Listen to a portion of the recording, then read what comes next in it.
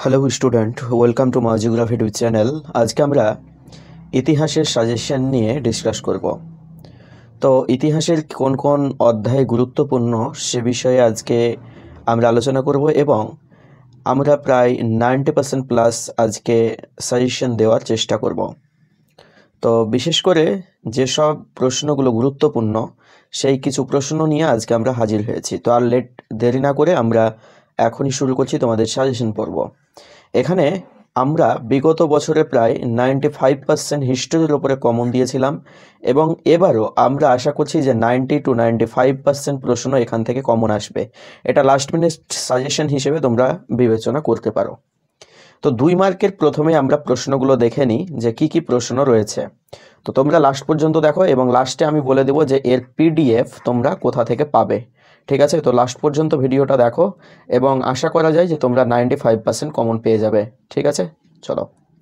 প্রথম প্রশ্ন হচ্ছে যে ব্রিটিশ সরকার 1878 সালে সোমপ্রকাশ পত্রিকাটা বন্ধ করে দিয়েছিল।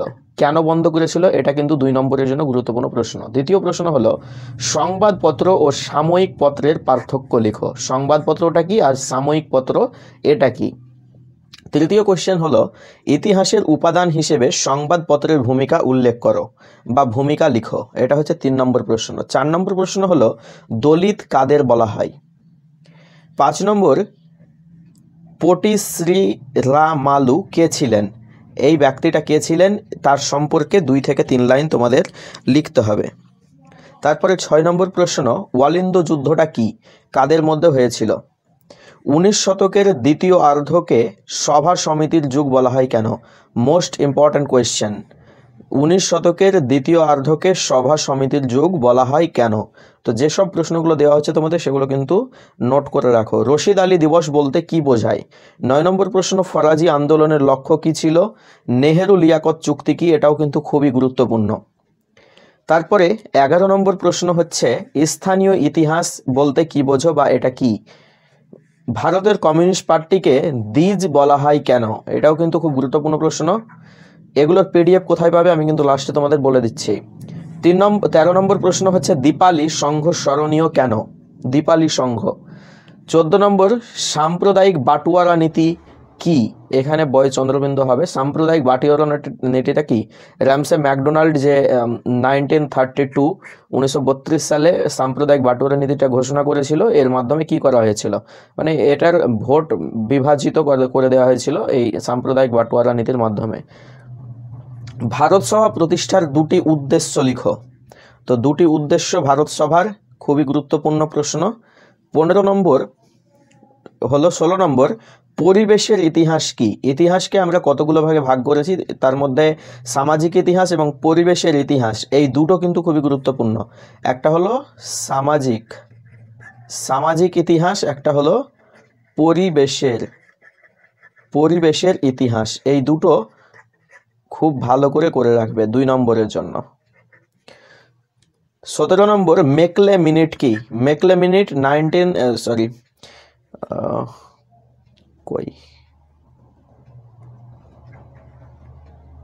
যাই হোক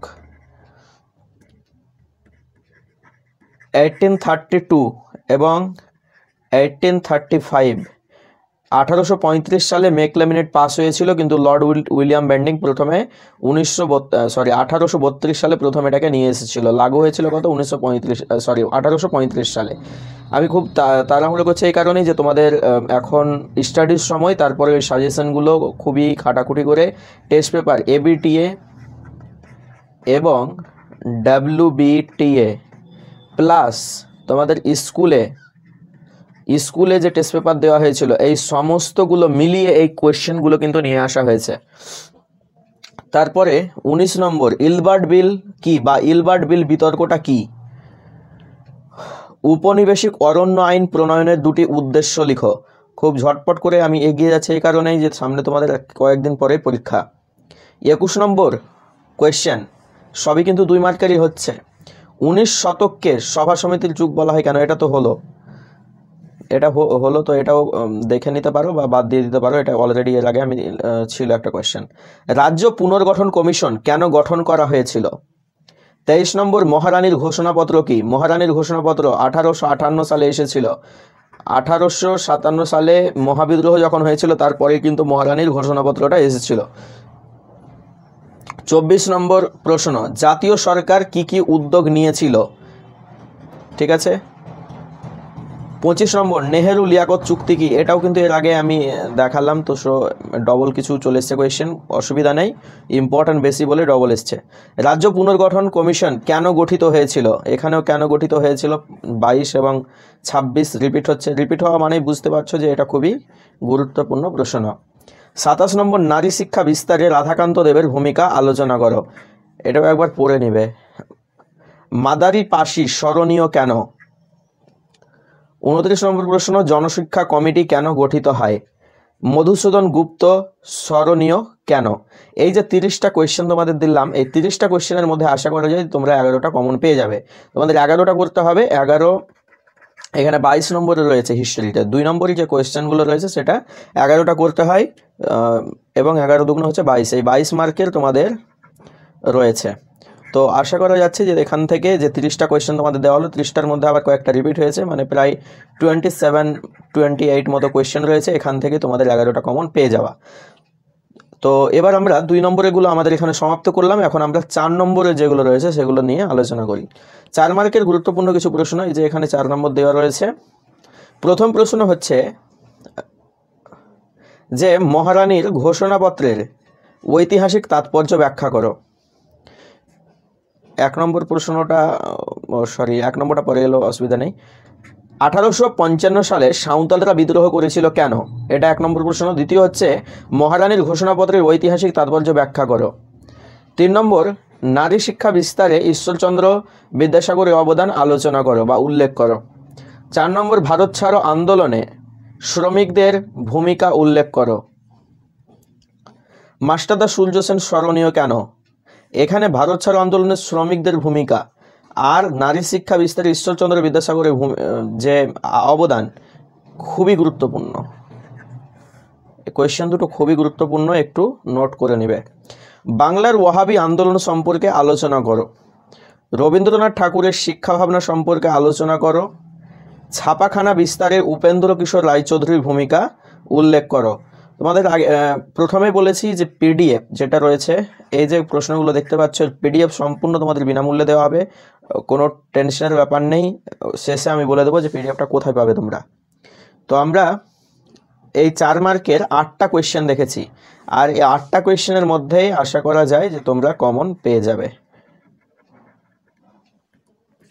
এবার 8 মার্কের কিছু কোয়েশ্চেন রয়েছে, 8 মার্কের কোয়েশ্চেনগুলো চলো আমরা দেখে নিই। দেখো, প্রথমে এখানে বলে নিই যে তোমাদের 1 নম্বর অধ্যায় ফার্স্ট চ্যাপ্টার এবং লাস্ট চ্যাপ্টার, এই দুটো চ্যাপ্টার থেকে ইতিহাসে 8 নম্বরে কোয়েশ্চেন আসে না সাধারণত। তো আমি অধ্যায় ভিত্তিক কিছু কোয়েশ্চেন দিয়েছি গুরুত্বপূর্ণ, সেখান থেকে তোমাদের 8 মার্কের যে 6টা কোয়েশ্চেন সেটা কিন্তু তোমরা কমন পেয়ে যাবে। 3টা তোমাদের করতে হবে, এই 3টা আশা করছি কমন পেয়ে যাবে, অর্থাৎ 100% ব্রড কোয়েশ্চেন আমরা কমন দেওয়ার চেষ্টা করেছি। 19 শতকের আগে এটা মিটিয়ে দিই, লাস্টে কি একটা সমস্যা, যাই হোক।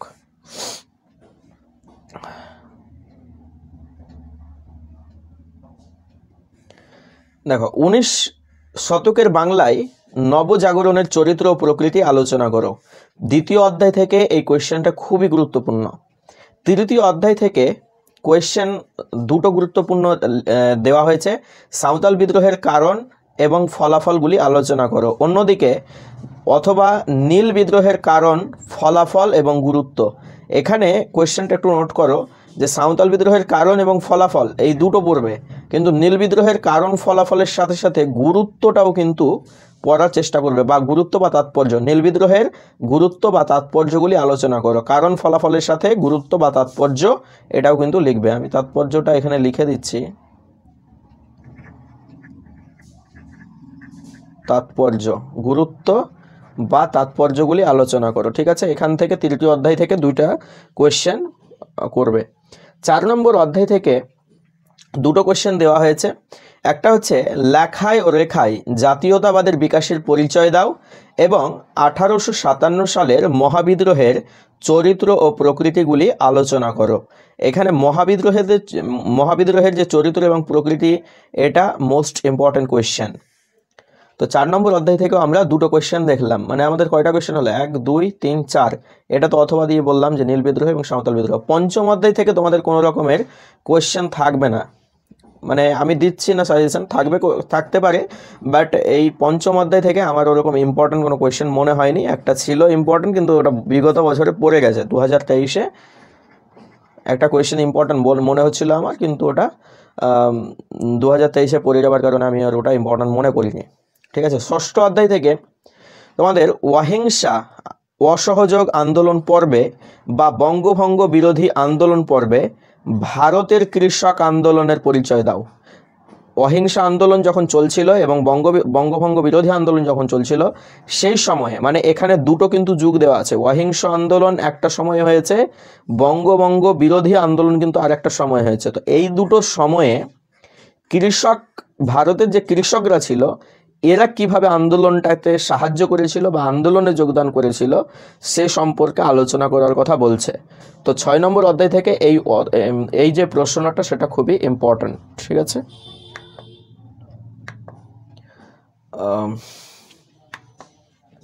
এরপরে সপ্তম অধ্যায় থেকে দুটো কোয়েশ্চেন খুবই গুরুত্বপূর্ণ। সশস্ত্র বিপ্লবী আন্দোলনে নারীদের ভূমিকা আলোচনা করো এবং সশস্ত্র বিপ্লবী আন্দোলনে ছাত্রদের ভূমিকা আলোচনা করো। এখানে দেখো, এখানে যে তোমাদের কয়টা কোয়েশ্চেন রয়েছে, 3 4 5 6 7 8টা কোয়েশ্চেন রয়েছে। 8টা কোয়েশ্চেনের মধ্যে আশা করি যে 3টে তোমরা কমন পেয়ে যাবে, ইজি কমন পাবে 3টা। এবার আরেকটা জিনিস এখানে বুঝে নাও, যে যেগুলো 4 মার্কের সাজেশন দিয়েছি 8টা, তো এখানে তোমাদের 8টা কোয়েশ্চেন যেগুলো রয়েছে 8 মার্কের, এগুলো কিন্তু 4 মার্কের জন্য শিফট হতে পারে। ঠিক আছে, ধরো নীল বিদ্রোহের কারণগুলি আলোচনা করো, ফলাফলটা বাদ দিয়ে দিল, দিয়ে বললো যে সাঁওতাল বিদ্রোহের কারণগুলো আলোচনা করো বা নীল বিদ্রোহের কারণগুলি আলোচনা করো, অনলি 4 মার্কসের জন্য। তো এখানে যে 8 মার্কের কোয়েশ্চেনগুলো দেওয়া আছে, এগুলো শুধু 8 মার্কেরই না, এগুলো থেকে 4 মার্কেরও কোয়েশ্চেন আসতে পারে।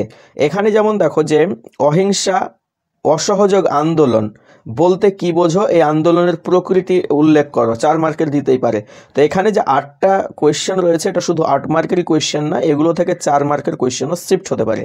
এখন তোমাদের প্রথমে যেটা বলেছিলাম যে পিডিএফ কোথা থেকে পাবে, তো পিডিএফ নেওয়ার জন্যে আমাদের এই যে ওয়েবসাইট রয়েছে জিওগ্রাফি বাংলা, এটা সার্চ করে তোমরা চলে আসতে পারো। এটার ডেসক্রিপশনে আমাদের লিঙ্ক রয়েছে, অথবা আমাদের ওয়েবসাইট থেকে এটা পড়ে নিতে পারো, আমাদের আপলোড দেওয়া হয়ে গেছে ওয়েবসাইটে। অথবা আমাদের যে টেলিগ্রাম চ্যানেল রয়েছে, টেলিগ্রাম চ্যানেলে যুক্ত হয়ে এটার পিডিএফ ডাউনলোড করে নিতে পারো, যেটা খুশি তোমাদের। ঠিক আছে, তো টেলিগ্রাম চ্যানেলে যদি যুক্ত হয়ে যাও, তাহলে এখান থেকে যে সব ফ্রি পিডিএফগুলো রয়েছে সেটা ডাউনলোড করতে পারবে। ওয়েবসাইটে ওপেন সোর্স আছে আমাদের, ডাইরেক্ট ওয়েবসাইটে গিয়ে নিতে পারো, অথবা যদি মনে হয় যে আমাদের স্টোরে যাবে, আমাদের যে অনলাইন স্টোর রয়েছে সেখানে যদি ফ্রিতে নিতে চাও, সেখানেও ফ্রিতে দেওয়া রয়েছে।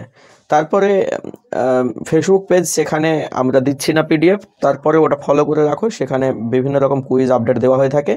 ক্লাস সম্পর্কে যদি কোনো কোয়ারি থাকে, কোনো জানকারি থাকে, তাহলে mygeography1@gmail.com এই যে ইমেল রয়েছে আমাদের, সেখানে কন্ট্যাক্ট করতে পারো। এখানে আমরা 750 টাকার যে ক্লাস, সেটা আমরা সম্পূর্ণ 222 222-তে আমরা দিচ্ছি প্রায় কত 90% কমন আমাদের যে রয়েছে সেটা আমরা দেখিয়েছিলাম এর আগে। এখন 50% ডিসকাউন্ট চলছে, সম্পূর্ণ ফ্রি 750 টাকার নোট, এবং এটার এমনিতে প্রাইস ছিল প্রায় 444, কিন্তু 50% এখন ডিসকাউন্টে চলছে। এটা তোমরা লাইফ টাইম অ্যাক্সেস নিতে পারবা। খুব সহজ ভাষায় ভূগোল জিওগ্রাফি যে ক্লাসগুলো রয়েছে সেটা করানো হয়েছে প্রায় 65 ক্লাসের মধ্যে দিয়ে 1 মাসের মধ্যে এটা তোমরা অ্যাডভান্স জিওগ্রাফি শিখে নিতে পারো। তো নেক্সট কোন বিষয়ের উপরে ভিডিও চাও, এখন সময় খুব বেশি নেই, তোমাদের একটু স্টাডি করতে হবে। Thank you very much.